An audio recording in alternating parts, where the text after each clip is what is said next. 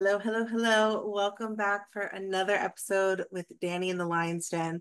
Guys, it has been a long time, but I know that today's video is going to be super insightful, and I'm glad that you're here. I'm glad you're on the channel. If this is your first time with us on the channel, please go ahead and share this video out to someone who you think might also need to hear it. We want to warm the algorithm up a little bit. I'd love to see your comments and see how this video resonates with you. So let's go ahead. We're going to jump right in to talk about all things the Olympics. So there have been a lot of things happening in our world, but today I really want to focus in on the Olympics. Okay. You might have seen all of these headlines, attention grabbing headlines of things that are happening, but let's really dig into this. So I know that there was a lot of outrage over the Olympics opening ceremony. Now everyone's talking about the closing ceremony.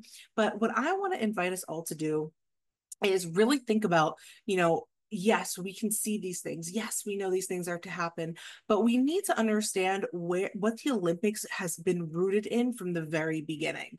Okay. So I always say, why why do we get so surprised when we see things like this? Okay, this is things that are hidden in plain sight. It's right in front of you for those who have eyes to see and ears to hear. So I want to talk a little bit about the Olympics. When you first start and they do this whole opening ceremony, it starts out with the flame being passed, right? The torch being passed from player to player in order to then go ahead and light the fire. And what's really interesting about this actually has a root in the story of Prometheus. And if you know anything about mythology, Prometheus was known to steal fire from the gods. And this fire also could, in some ways, represent knowledge. Now, I like to make that parallel to what we read about in Genesis 1 when it talks about the serpent telling Adam and Eve, "Hey, if you partake of this fruit, your eyes will be open and you will be as God, right? Gods." It's the knowledge of good and evil. So there's a very interesting thing here with Prometheus being the first runner to arrive, having the honor of rekindling that fire. So there's a constant re-representation of this event taking place. Okay. Now this starts in the very beginning, right? So going as far back as possible, we're already starting the Olympics with this opening ceremony, honoring Prometheus, honoring who was a Titan, honoring this semi-god Titan, okay, that is in mythology. Now, a lot of people pointed out in the opening ceremony this pale horse of death. Okay, saying that it was like ominous, it reminded them of death, it reminded them of the pale horse, when in reality, what we saw here was this metal horse. Instantly, the first thing that I thought about was I could definitely make the connection to an Antichrist like figure, especially that the rider was holding the Olympic rings on their back, and again, representing all of the nations coming together. But I instantly thought about a lot of the advancements and things in technology. There are some schools of thought who truly believe that the the Antichrist system is going to be founded in technology. Okay, it's the connection of things. I am one who also does believe in that thought, and then also considering with the mark of the beast being very much connected to being able to plug into that system to be able to be a part of life in that system. So the fact that it was on a robotic horse, instantly that's what I thought of as far as symbolism is concerned.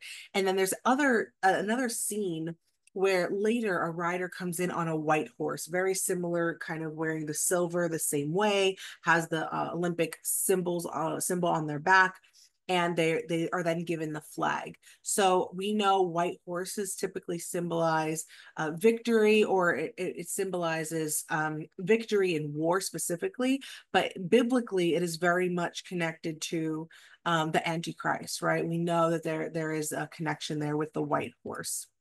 Now, I want to jump to this because I think this is probably the thing that most people were speaking about. And this is the whole situation where they're like, okay, they're mocking the Last Supper.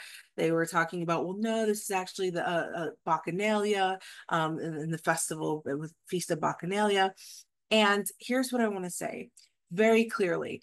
This is to bring confusion. What they're opening up with is the spirit of confusion. And that is the spirit of the age, right? It's all about how can we confuse people. If you take a look at some of the images here, and specifically this character right here, this I don't know what you would call him, a male, female. Clearly, it's a male with a full beard, with long hair, dressed as a female. And in the scene where they're performing, this person is being really, they're looking specifically really at this person. And what I heard and I felt in my spirit was that this is to bring in a spirit of confusion. And we actually see that throughout the rest of the Olympic Games. And I'm going to talk about that in a second. But just looking at this scene, okay. A lot of people were upset saying that this was mocking the Last Supper. And you have to understand this.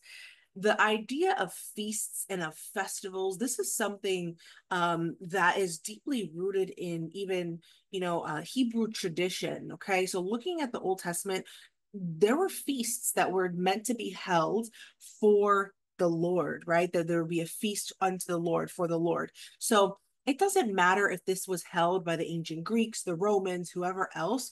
The concept of coming together in a feast like setting to partake together. We know that there's this symbolism is also with there's the feast at the end of time, right, where it says we're all going to come together and sit around together at that feast of the Lamb. So there are symbols that the enemy takes and then distorts and twists and mocks. And so whether you believe that this was a feast to, Bacchanalia, this was a Bacchanalia, or you believed that it was mocking the Last Supper, the bottom line is there's clearly a spirit of confusion that is behind this.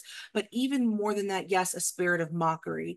A lot of people are pointing to this woman in the center here, Barbara Butch, who is wearing this sort of ornamental headdress, which really symbolizes the sun. A lot of times that is what is connected. And when you see Renaissance paintings or you see anything that has to do with Jesus, usually they would put that sun kind of thing behind him. A lot of Catholic imagery, you would see this. Okay. So why is that important?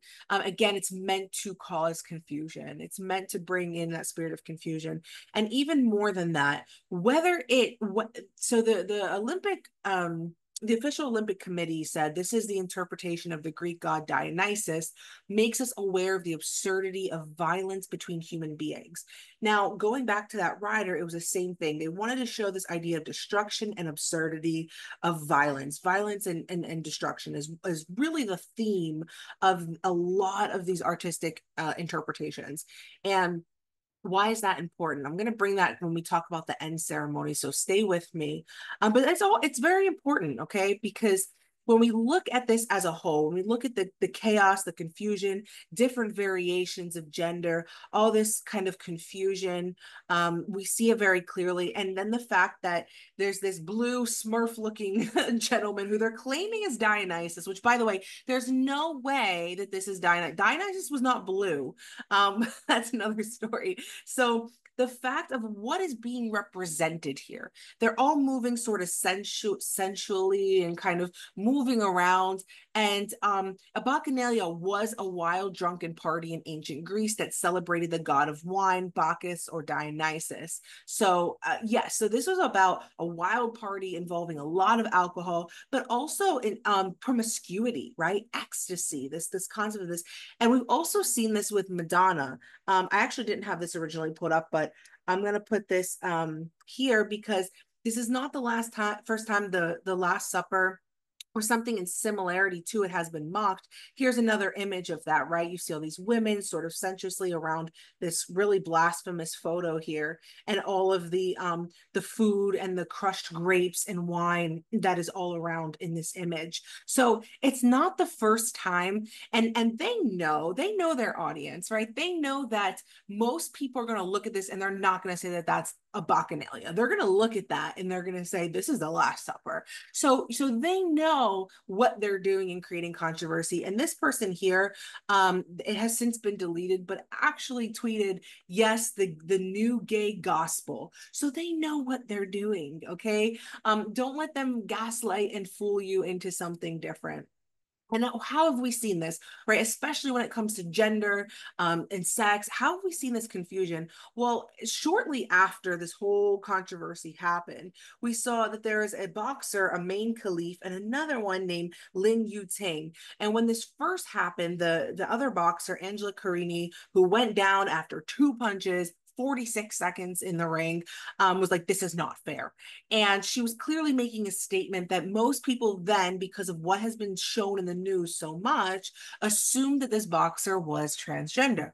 So this boxer later came out and said, hey, I'm not transgender, but this boxer would be called intersex. Again, just another way of bringing confusion and bringing up more of the conversation around what is a man, what is a woman, all within the spirit of confusion. Now, to me, it's no surprise, right? The Olympic Committee knows what they're doing. They know who they're allowing to compete. And it's not a surprise that these two boxers also went on to win, whether or not they had high levels of testosterone, which is what was in question, or the fact that they have XY chromosomes was another thing. So just the fact of the controversy and what was setting the stage for the Olympics, none of this should be a surprise to anybody. Okay. And you saw the same thing that happened with the argument for the Last Supper and the Bacchanalia. Christians up in arms. People who are not Christians were saying, what is this? There was a back and forth in it. And the same thing when it came to these two boxers. The same thing happened. I'm on this boxer side. I'm on this side. And then how the whole media switched over to them then sympathizing with Khalif over Angela Carini. So you're seeing that spirit of confusion throughout the whole thing. When I originally saw that, I instantly thought of Katy Perry's Bon Appetit song when we saw, the I'm gonna call him Papa Smurf laying out on the bed of vegetables and fruits. This is what I thought about, and it almost makes me wonder if this is a nod to cannibalism in some way. This was when she performed Bon Appetit on SNL, and so she lays out, she has the fruit all around her, and so you see the people kind of looking at her there. And here's another one where she's kind of doing this very similar, like almost looks like a plate, like lifting up of a plate, especially in the color choices that she chose. It really does remind me of this image here, to some degrees, right? So you can see some of the similarities there, and it almost makes me question that, if this is also a nod in some way to cannibalism. However, yeah, so here's the image here. Again, this is supposed to be about the absurdity of violence between human beings. I don't know how any of this was connected to violence, or it was definitely absurd, but I don't know about a connection to violence. But any person is going to make this connection. They're going to look at this image here and they're going to instantly connect it. This is something in popular thought and popular culture. The people that put these things together, they know what they're doing. They're not, ignorant to it. And then they want to go and gaslight everyone and tell them that's not what it actually was, when we know that's what it was. But again, it's a really great way to be able to gaslight the public. So I mean, like, let's take a look at the Baphomet. Again, this idea of confusion. What I find very interesting even about this image, and why I believe that this is rooted in occult practice and in Satanism, really, is look at what's at the top. It's the fire. Again, this idea of knowledge, of enlightenment, is at the top of the Baphomet's head. You see that there. You see the five-pointed star, but then you see that it's a goat who is breasted. And all we saw this whole time was Simone Biles in the public eye. It was all positive, constantly Simone Biles, Simone Biles. I didn't hear about anybody else. Simone Biles, Simone Biles, Simone Biles. And everything about Simone Biles was she's the GOAT, she's the GOAT, she's the GOAT. When we know that that's the greatest of all time. But you have to understand, when there's certain things that become part of our cultural language, there's a root behind it. There's a meaning behind it. So this specific goat, or the Baphomet, is the first transgender. Look, I mean, it's everything. It's a transhuman, it's a transgender, it's half of an animal, half of this, it's an angel, fallen angel, it's as above, so below. But we're seeing it all here. Okay, so we see that there's the magic sigil there, but we're also seeing that it's a breasted being that is also somehow male presenting. Okay, so bringing these things into the forefront, again, to try to create confusion amongst the people, but also remember that at its core, it is it is demonic. And now what I want to get into really quickly is I want to talk about witchcraft, because witchcraft is in your face, right? Like I said, it's going to be something that's there that you see, but it's also going to be things that they're going to try to hide, but they're really subtle, and I don't think they're as subtle as they used to be honest. But I wanted to point your attention to some celebrities who you may not know proactively practice witchcraft, whether they admit it or not.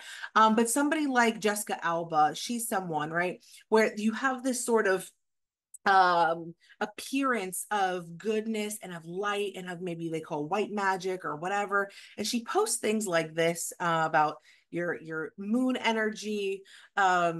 She posts things, kind of images like this where we see the all-seeing eye and the moon, and then this is talking about Capricorn and astrology. So a lot of people, whether you realize it or not, are very much connected to witchcraft. This is a post. She posted this on July 21st. Full buck moon activities, success spells, moon gazing, tarot cards. So you have to understand that the people that are in the public eye, they're actively practicing these things, charging of and cleansing of crystals. All of this is here. White light oracle. This is just, she's a white, maybe a white witch, white magic, and they think you're doing good. Okay. And we're going to show you something else in a moment here. But I want you to see all of this because I want you guys to get trained in being able to identify it when you see it. It is important to know. So why do I show you all of this? Because I think it's also important to look at who is being supported here. And more often than not, you hear support in regards to anything that has to do with LGBTQ plus, transgender, this whole thing. You hear it especially when it comes to things happening in the presidential debates. And I'm not going to get into too much depth, but you will almost always see these celebrities, one being pro LGBTQ, but like to the point of where you hear someone like Kamala Harris saying, we all need to be woke. We need to be more woke than not woke. Like this came from her mouth. Okay. But not even that. What is she talking about? These people, again, here you see her here. Jessica Alba supporting Kamala Harris. And you're going to see a lot of these celebrities, especially the ones that are very heavily steeped in witchcraft, supporting this presidential candidate. And I bring all of that up because I just want you to see the spirit behind it. I want you to understand what is truly going on. You have to know that when you are under demonic I'm going to say possession, because you as a believer cannot be possessed. We can have oppression, but in this case I don't know that she's a believer, so I'm going to say possession. That spirit is going to cause you to move in a way that is furthering of the demon's purposes, right? Furthering of the kingdom of darkness's purposes. So we're seeing that, and there's so much celebrity endorsement for this particular candidate, and it makes you almost want to question why. Okay, here's another one. Vanessa Hudgens, also, very much pro, pro that movement, also pro Kamala. So you're going to see, she says, look for magic all around you. So these celebrities are coming out in the open. They're admitting to a lot of this. I just want to scroll down and show you a couple things. And yes, you can say, okay, well, it was based in Halloween, but in reality, you have to see what these people are writing. They take these as opportune times, and I'll show you also an article where she admits to this, but she does admit in several times to being a witch. I know this is just, again, but it's a happy Friday the 13th from this little witch to you. She does admit that. There have been other ones. You can go through her Instagram, and honestly, just scrolling through, you'll be able to see for yourself a lot of what she believes and what she practices. There have been other ones. You can also, like I said, you can scroll through and really see it for yourself. But she's also admitted to this. Okay. And again, I'm showing you this because I want you to see the people right in front of you. What do they support? Who do they endorse? Why do they endorse them? And why do they support? And what do they have to say? Because we put them into such high regard, but why? Vanessa Hudgens considers herself a witch. This is real stuff. Like, this is not just something that we're making up or whatever. No, this is real stuff. So she said this in, this is from Mary Claire magazine, and she talks about how she considers herself to be a witch. So I'll go down. So she talks about right here, a big thing with mental health, meditation and manifestation go hand in hand for me. There's always this idea of manifesting. Manifestation, doing both is really a great way to decompress, recenter, and refocus. For me, it's kind of ritualistic. I do consider myself a witch, and I love working with the moon and with herbs and with stones. And, everything has a meaning and an energy. And the more you learn about what everything has to offer, the more you can use its energy to bring forth the things you want in your life. Guys, come on. Right? Manifestation is not of God. Okay. The way that they meditate and manifest, with them being the center, with them being God, it is not of God. Okay. This makes you God. They believe that they are the center, that they are God, and that they can bring about their will within the earth. So you guys have to understand this stuff is very real. So she admits to this. Another one who admits to this, and again, I'm going to make this connection for you. I want to reshare this so you can actually hear it. This was from the Zach Sang show. Again, I don't claim any copyright to any of this. This is for fair use, but I just want to show you really quickly what is being said here, right? You're going to see that she clearly admits it. And I want you to take note of her hands. I've noticed this in a lot of celebrities, and there is actually something behind this. So this is another marker for you. But I want you to just listen to this part of the interview. To me. You are a witch. I am.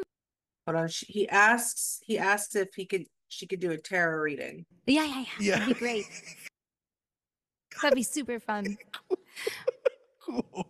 The stars, they align, baby. Stars, they align. They did. Ah. They did. I feel like we've covered a lot. As Chris Martin said.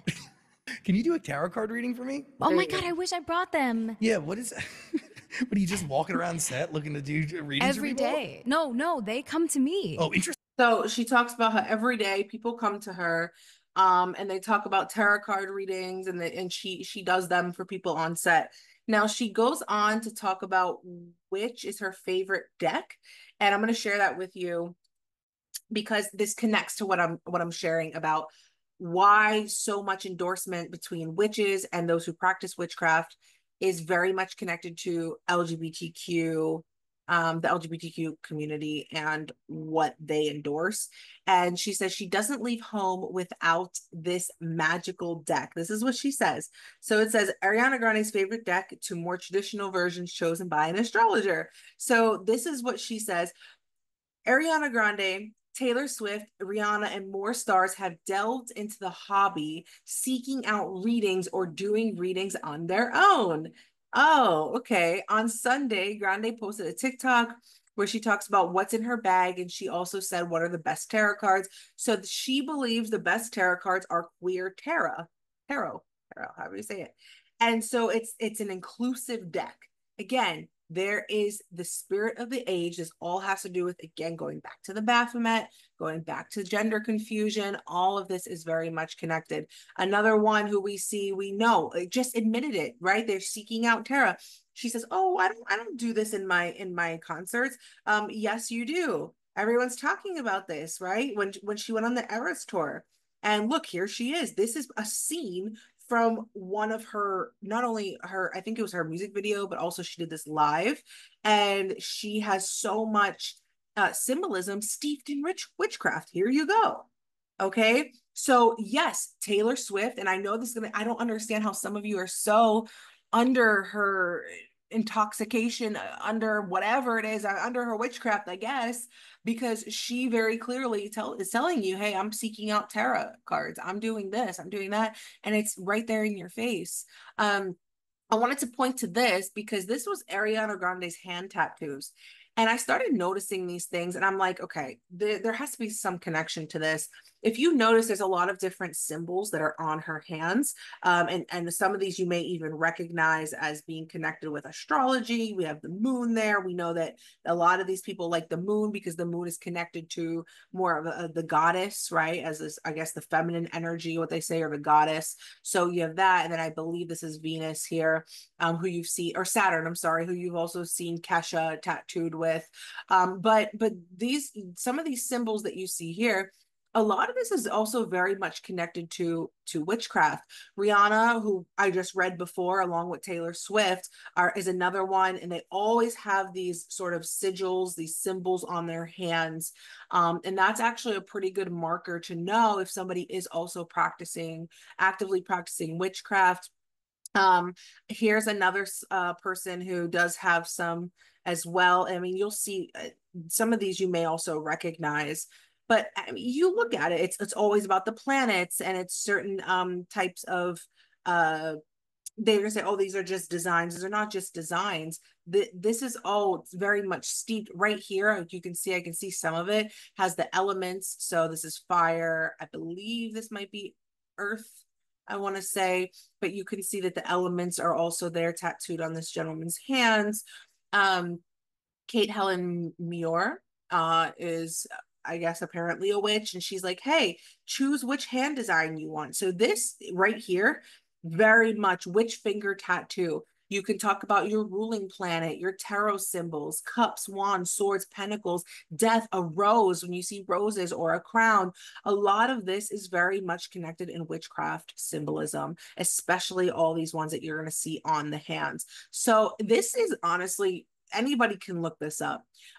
You have Quora, who this is a bot actually. So somebody asked this question on this platform. I'm planning to have a sigil tattoo. Does it actually work magic in a positive way, or does it have bad effects? And this was what AI said. The AI bot, the bot assistant said, sigil tattoos are a form of magical practice that some believe can have positive effects, but they also carry potential risks. From an occult perspective, a sigil is a symbolic representation of a desired outcome or intention. Going back to this idea of manifesting.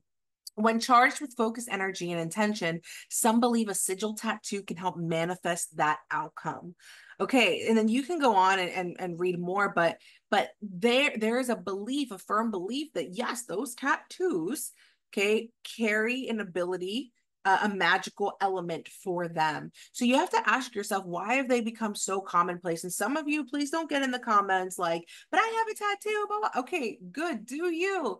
You know, I had several before I really came to the Lord, and this is not to judge anyone. You got to ask yourself, why are you marking your body? Like, why do you feel the need to do that? You have to ask. You really have to ask, right? Is it glorifying God, or why am I doing this to my body? You know, if this was God's intention, wouldn't he have created us with all those markings? You know, you have to ask yourself that. I know some of you are going to get in the comments saying I'm being religious. I'm just sharing what is the belief and what is the intention behind some of those things. I want to share with you another person who I came across, and this is again right in your face, and I want to show you the connection between all the things we saw in the opening Olympic ceremony and LGBTQ. Bambi Thug from Ireland. This woman, brace yourselves if you have kids around, hide them because this is a little bit scary. So I just want to caution you. When I saw this, I instantly knew like this is a demon manifestation, but it's a very short clip from Eurovision. And then again, Eurovision's thing, just like the Olympics, claims is to be united by music. Okay. The Olympics claims to unite countries through sport. And we know that, yes, there is going to be a false unity that the world pushes for. And I believe that this community is a really big part of that. And I mean, even look at the people that are sitting there, you can see what they're representing. But this one specifically for Ireland is a little scary, but you can hear from here we have for you, Bambi. Raul from Euro Alpha question for Ireland. How do you feel qualifying Ireland after 6 years of non-qualifications? What makes you special, and what's your favorite part of your performance? What makes me special? So first of all, she's wearing the trans colors. I want you to understand that. Okay, again, trans colors.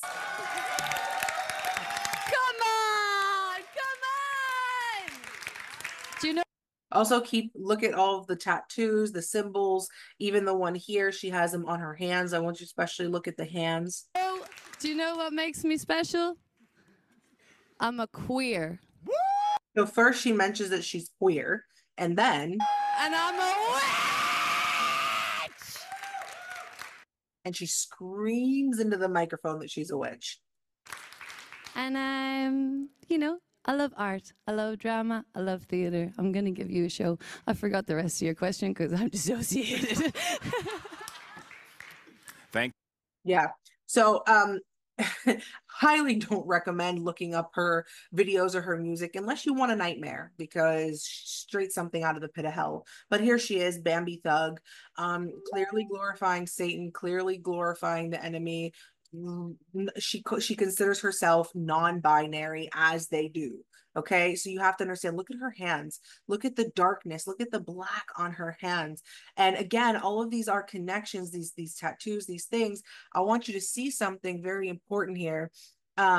She also has her own hand tattoos.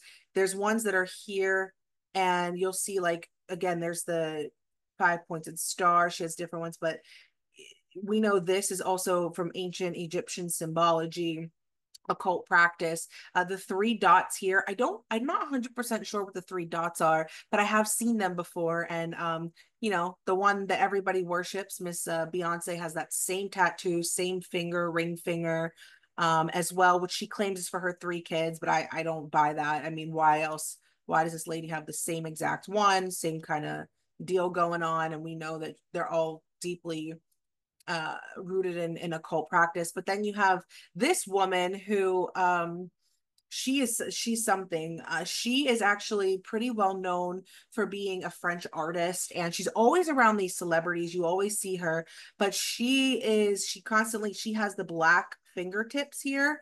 And if you just go to her page, I mean, you could see that's all straight demonically inspired. Everything that she posts is really scary. They're always pro Palestine. They're always pro Palestine. And I'll show you. I want to see another one. Here's one of her here as well. So you can see her with this thing that she has on the top of her head. Oh, there's always something here, but also look at her hands. I mean, now this is supposed to symbolize having touched darkness. And that's what these people do. That's what these witches have done. They've touched darkness. And it's not white and black magic. It is all evil. It is all from the same source. Okay.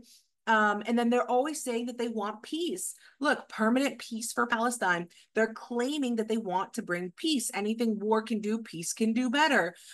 So it's quite interesting. And then you see all the things that they're posting, but it's the same kind of thought process that is behind these people.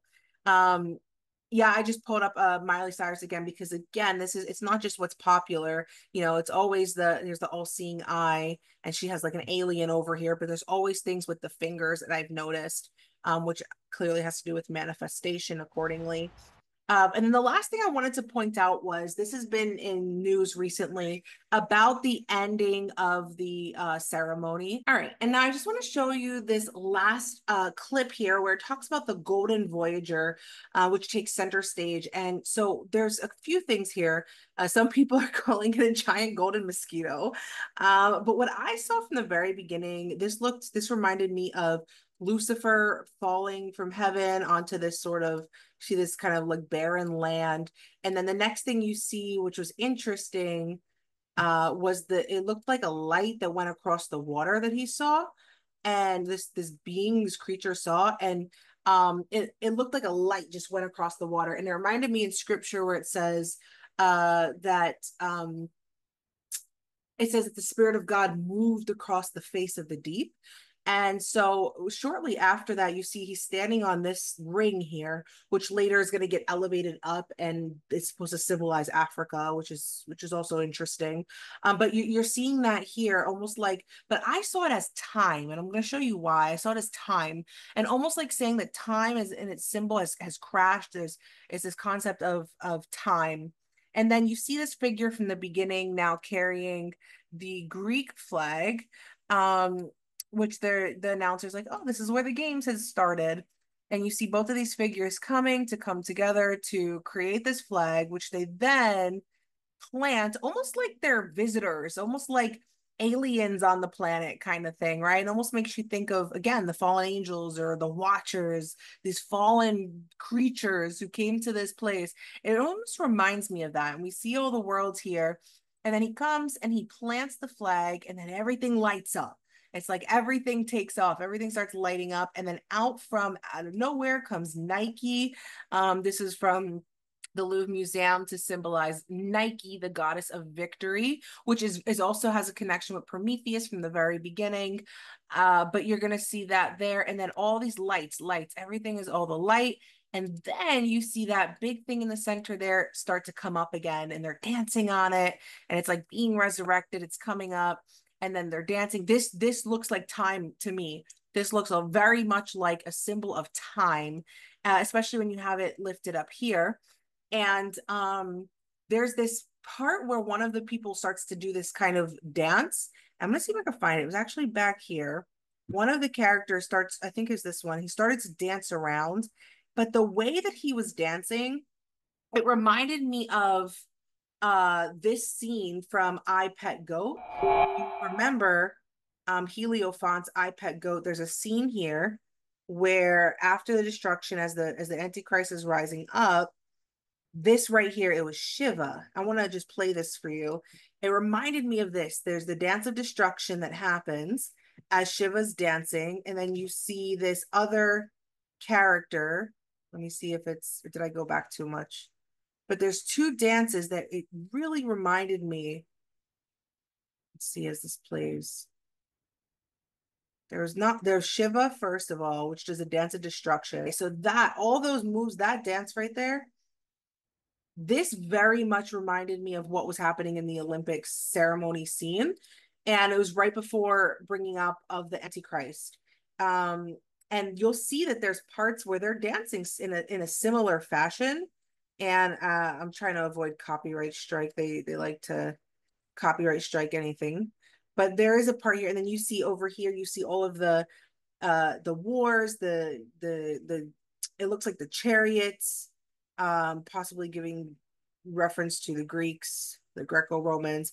But still, you have to understand that this in its nature is worshiping the gods, worshiping their gods, right? So this is like the pagan gods. But this creature starts doing that very similar dance, kind of looking around. If you haven't seen the video, definitely watch the video. But even in just the way that this thing was moving, it kind of makes you question some things. Look at that. Like, it kind of looks like that thing that I was showing you, that face from I, Pet Goat. It reminds me of that. Just the way that they're like approaching. There we go. See this dance that he's doing? All of that right there. That is exactly what you just saw in I, Pet Goat. The same thing. Bows down, right? All of this. Look. This is creepy, man. This is off. So then this is getting lifted up time. Now I want to point to this being called the Golden Voyager. Now the Golden Voyager they claim it comes from the Golden Record, which is as Pioneers 10 and 11 preceded Voyager, both carried small metal plaques identifying their time and place of origin for the benefit of any other spacefarer that might find them in the distant future.